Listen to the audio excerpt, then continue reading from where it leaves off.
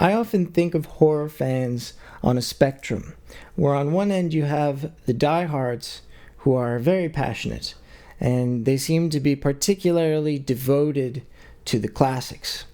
And then on the other end of the spectrum, you have the more casual fans, who are less passionate overall, but they do seem to be just a little bit more open to the way that horror continues to change. And I'd say I might be right in the middle of all of this, because classic horror is very dear to me, but also I feel a need to keep moving forward with the genre.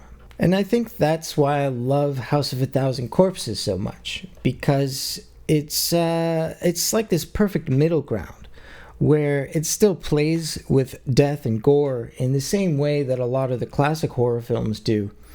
But it's got this new school edge to it, and it turns all those classic horror tropes up to 11.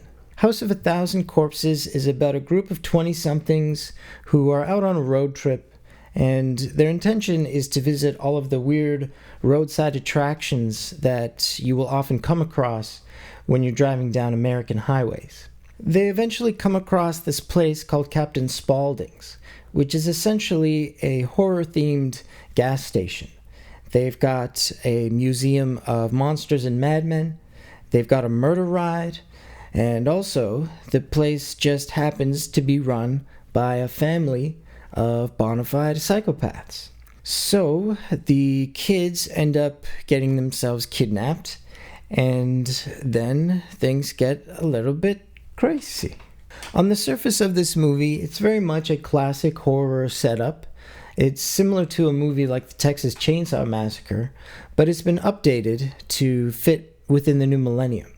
And for me, it speaks to a younger version of myself and a younger version of my dark side, because this is really the flavor of horror that I grew up on. You know, it's shocking and it's depraved in a way that was very much in vogue back in 2003 when this movie was released. But with that being said, I don't want to give you the impression that this is a scary movie. I don't even think it's supposed to be scary.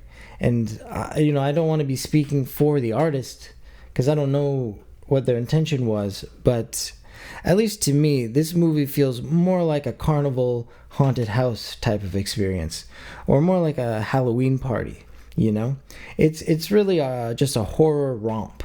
The costumes, the set designs, the striking images, this movie has a lot of style.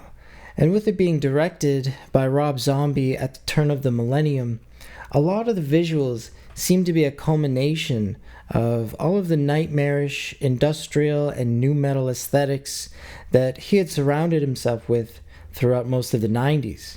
And in a way, I feel like House of a Thousand Corpses is like the perfect send-off to that decade of gothic pop culture.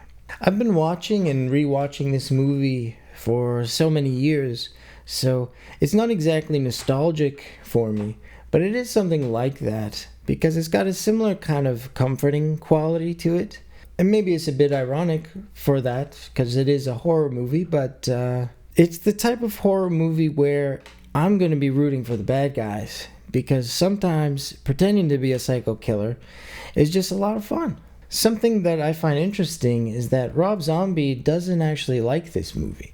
He has been quoted saying that he appreciates the cult following that it's garnered and everything, but when he watches it himself, he says that all he can see are the mistakes, which is a perspective that I can sympathize with, because as an artist myself, sometimes I will look back at some of the things that I've made in the past, and it can be kind of painful, honestly, because we really can be our own worst critics sometimes.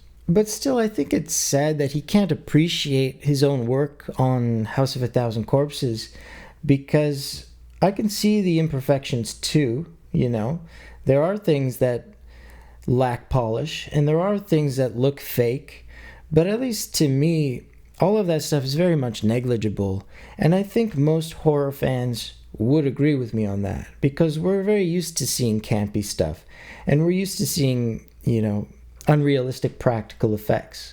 And it's actually a little bit surprising that someone like Rob Zombie doesn't have a taste for that kind of thing.